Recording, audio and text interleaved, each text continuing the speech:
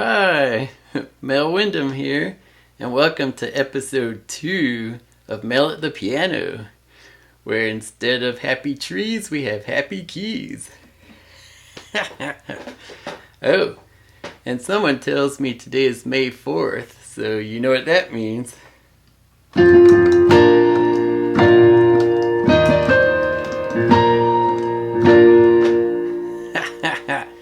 Or something like that.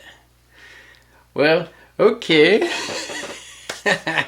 May the 4th be with you. Well, welcome to my show. Well, as usual, I'll start with story time. And I guess I got some bad news to share. Some of you already know this, but about a year ago I was diagnosed with a certain disease. Some people call it Viking's disease. It's also called, Deutscher's contracture. Deutschens contracture. It's a disease you can't pronounce unless you're French. And to show you what that looks like is, let's see if I can get this to show it right there. You can see a little web thing going up and down. That's not a tendon, that is tissues hardening, and if it gets really bad it will pull my finger down like this, and you've probably seen people like that before. And I see signs that it's happening to my other hand too. It not only while the tissue hardens, sometimes it'll mottle the skin. And let's see, you might be able to see some on my finger there. I'll try to turn it slowly. I don't know if it's focusing right, but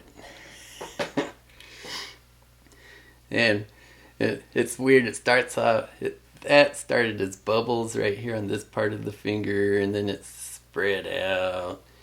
And right now it's at the top part of my finger. It's basically the tissues boiling underneath. Or I don't know if boiling is the right word, but but so far I seem to be able to play fine on the piano. Every now and then I'll get flare-ups where I have to stop playing. Now that happened to me about a month ago.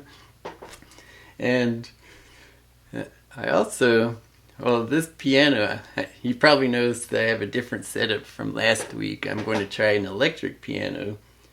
And sometimes I'm hesitant because if I play too long on this, it seems to hurt my hand too much. I don't know, it doesn't feel quite like a real piano, but in some ways it's easier to play, in some other ways, well, I usually prefer a real piano.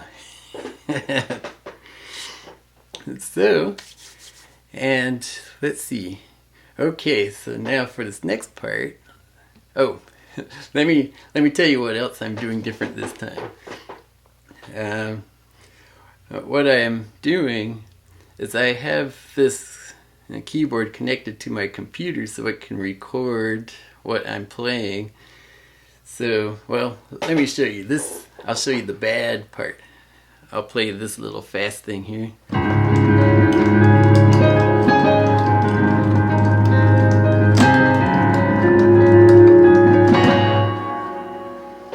Okay, so that is, I played it through the microphone, so and it probably doesn't sound that good, and you probably heard the keys clacking really loud. So now, what I'll do differently is now I'm going to record this performance, and then later tonight I'm going to match up the sound of that recording coming through Logic Pro X and replacing it so you will not hear the key clacks. And okay, I push record, and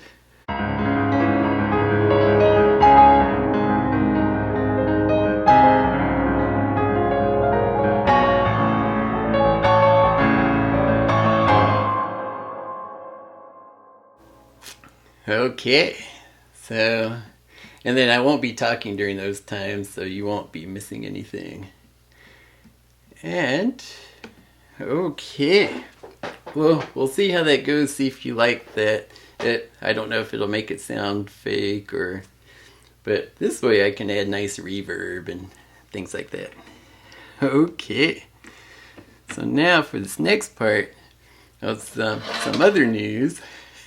I'm trying out new contacts, and it's kind of funny that now I'm farsighted with this specific pair that I'm wearing. So I have to wear farsighted glasses to look at this music here. I'm feeling really old right now.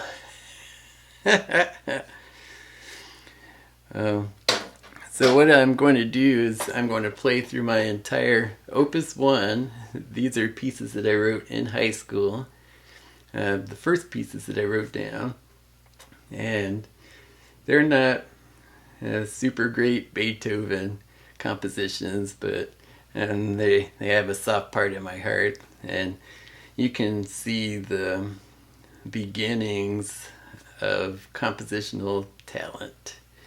So we'll see. The first one, let me talk about this one. The name of this first one I'm going to play is My Special Girl.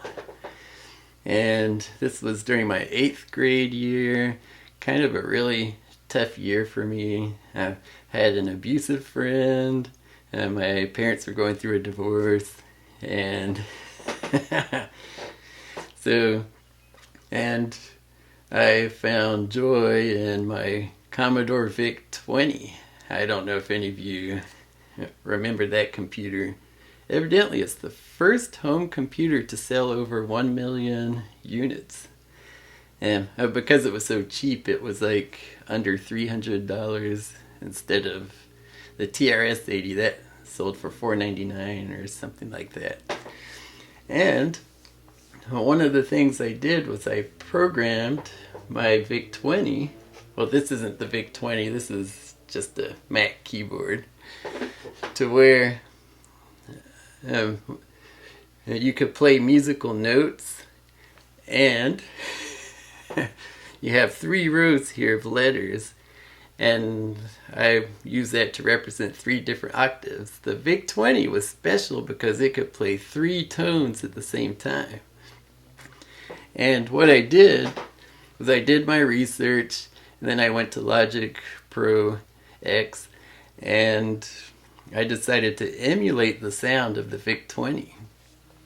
And that's what I have set up right here now. So now, watch what happens when I click these notes here.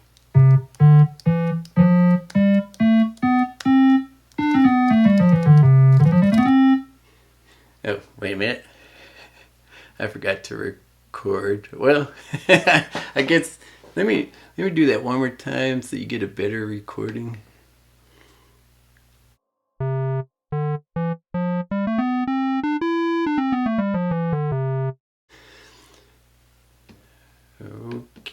Okay. So now what I did was, when I had all 3 octaves programmed on the keyboard, I composed this song, My Special Girl. And I'll tell you something I probably haven't told anyone before, but I had a crush on someone in the Milton High School band. This is 8th grade. I had a crush with different girls at different years, but and so I don't know why I like these girls, but and so I wrote this song, and then I composed it on the VIC-20, and well, let me play it for you. Oh, and this is what it sounded like on the VIC-20. I'm going to play it on this keyboard, but what you hear is what I heard in 8th grade. Yeah.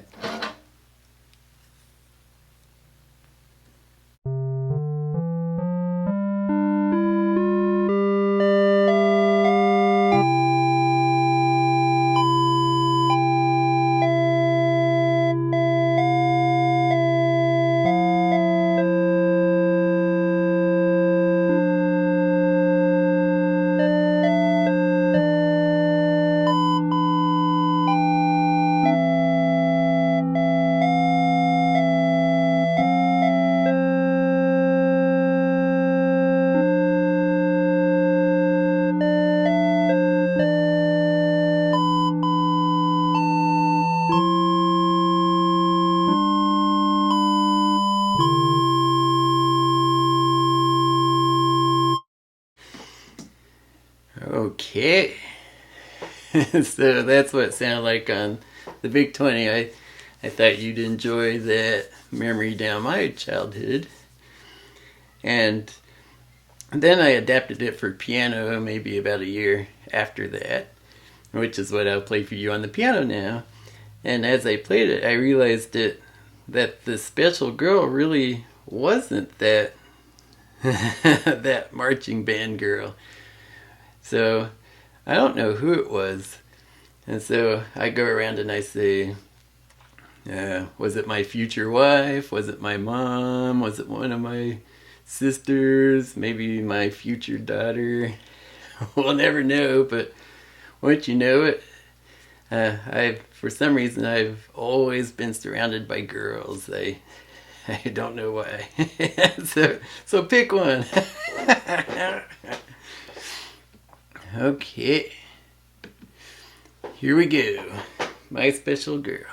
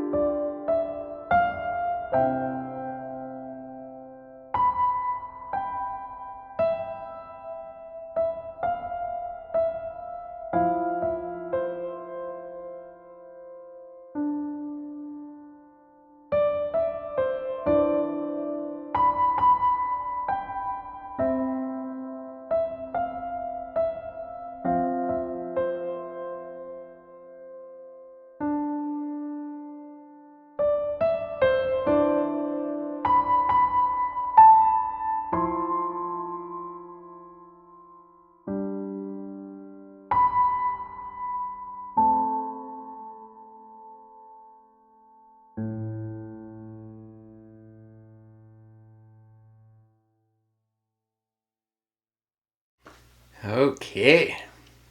That was My Special Girl, the very first song I wrote down.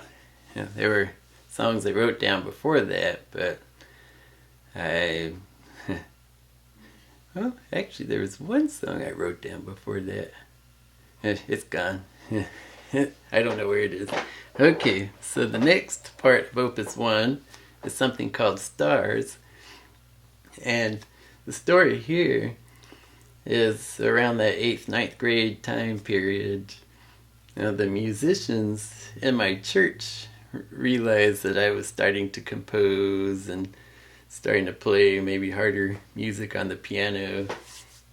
So they decided to uh, enforce that whole idea. They try to give me opportunities to compose and or play.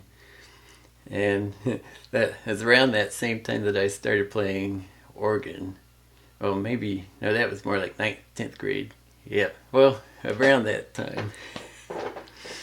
And so, Stars was one of the 2 pieces that I composed for this dance. It was called Starlight Incarnations. And there was a talent show.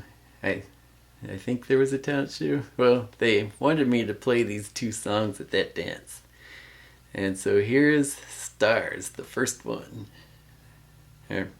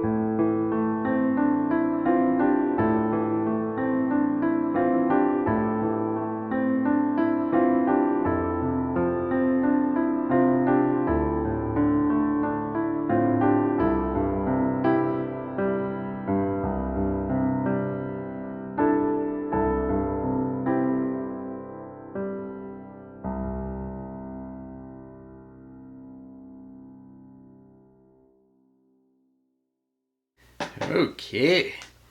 So, yeah, in this song you can start to hear syncopations. It's getting a little jazzy. It's basically just chords with some cute melody, starry melody on top. And what I like is I don't think I have too many parallel fifths. Well, let's see, I have parallel fourths here.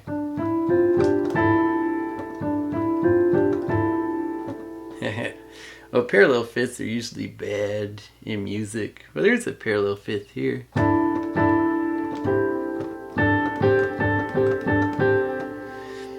So, okay, well, I was young. I didn't know what I was doing. Okay, this next one. Oh, I just realized I didn't record. Well, you'll get the sound through the microphone on that last part. Okay, so this next one is called A Minute of Stars. This was, I went to an Episcopalian summer camp. Maybe some of you have heard of it. It's Camp Michael. As far as I know, it is still running. Or last year, I think I saw on the website that they have that they're running. And it's a week of fun, camp songs, singing. And they put on this little skit thing. And they told me, Mel, you compose music? Well, good. We want you to compose A Minute of Stars. So they gave me the title. And while I played this music, there would be like a processional, people coming in carrying candles and some kind of kumbaya stuff.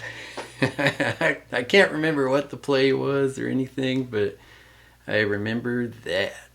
So here we go. A Minute of Stars. Opus 1, number 3.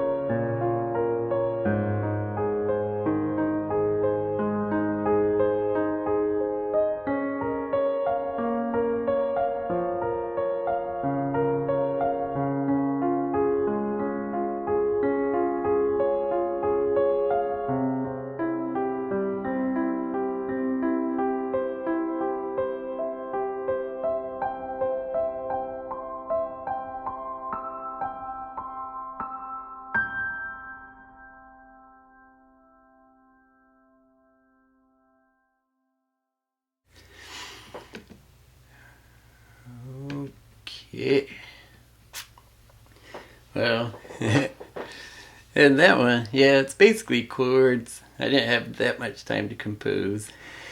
But they loved it. And you can probably tell that it's reminiscent of a famous Bach prelude.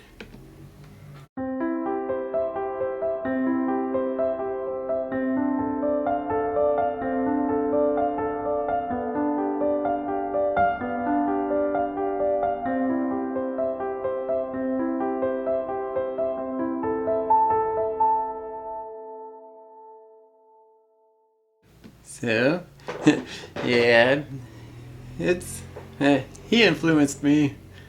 I wish I had a bust of Bach. They don't make bust of Bach, do they? Why is it always Beethoven? Oh, look here. Ah, I got a picture. I don't know if that's resolving for you, but it's a picture of my old sketch. Cool. Okay. Now, Opus 1, number 4, Heartbeats. There is no story to this one, I just composed it. Okay, get ready.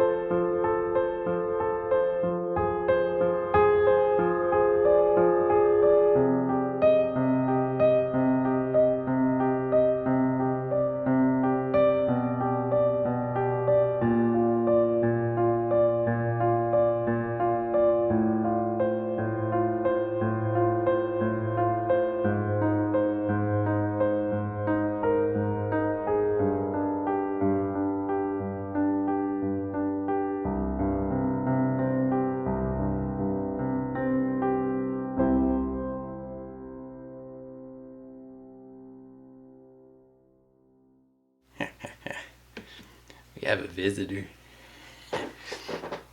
Okay, so now that one, I guess that's the first evidence of me finally starting to use chromatics. You know, you had this.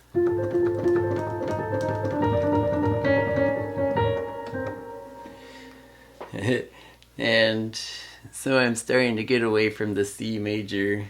Well, this is written in C major, but I'm starting to branch out and starting to explore other harmonic possibilities. So hooray for young Mel. Okay, the last one. This is Opus 1, number 5. And this is called Testimony. And so, in this case, they suggested, or the musicians of my church suggested, that I compose a musical testimony. And this is what I came up with. So, yeah, let's see what you think.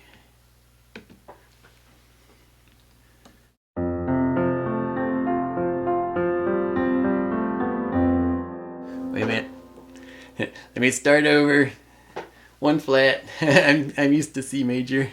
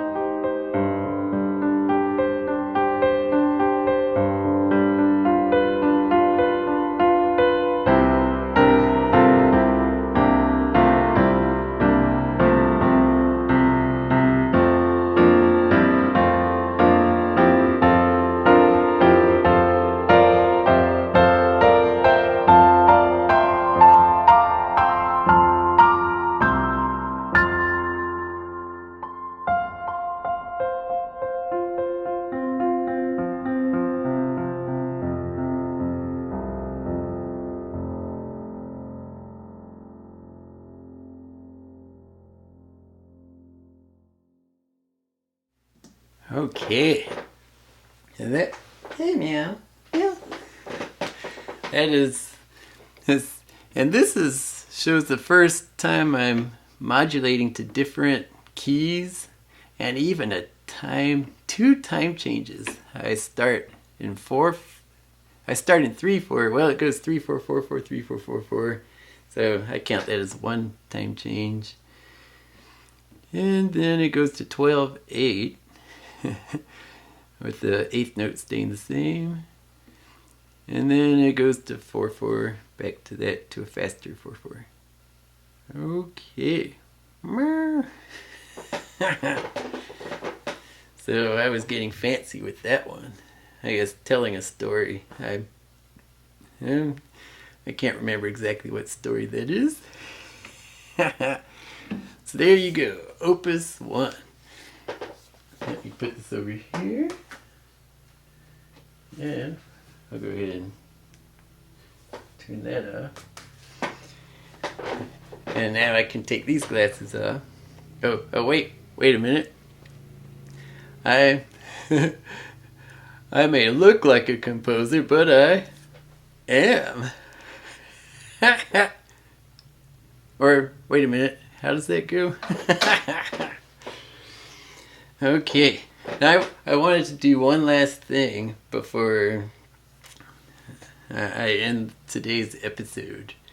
Last week, I was just looking over my sight reading of the Beethoven First Sonata.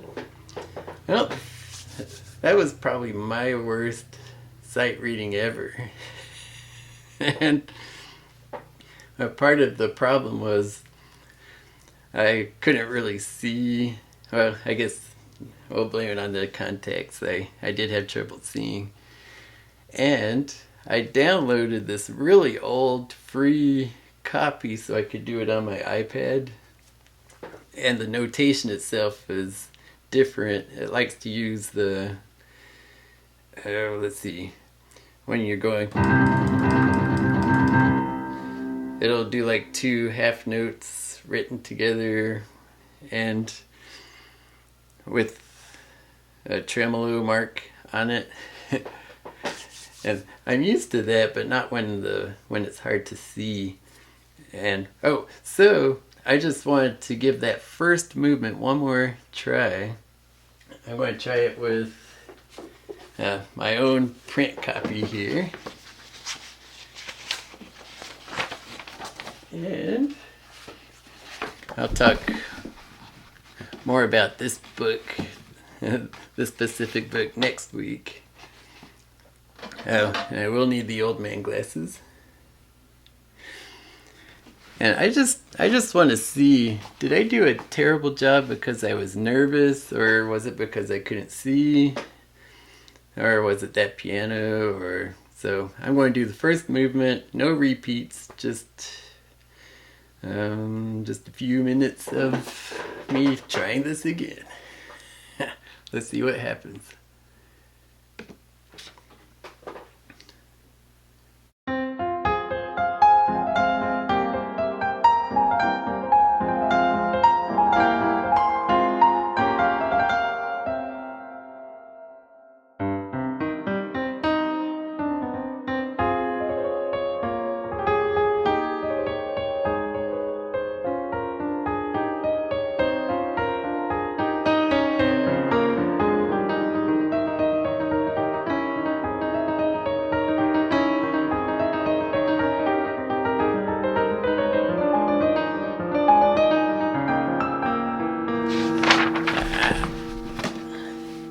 Page turn.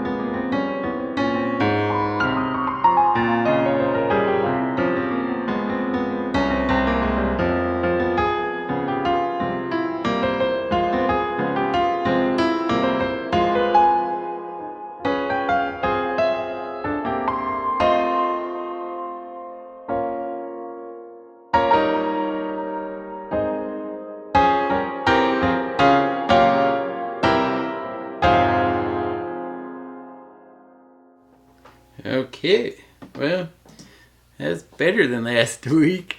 Still not my best. I think it is the nerves. I think nerves is helping, and that one page turn, I can do that. But the one before that, that's a terrible page turn. So, and this book's falling apart, so I can't really copy it on my iPad.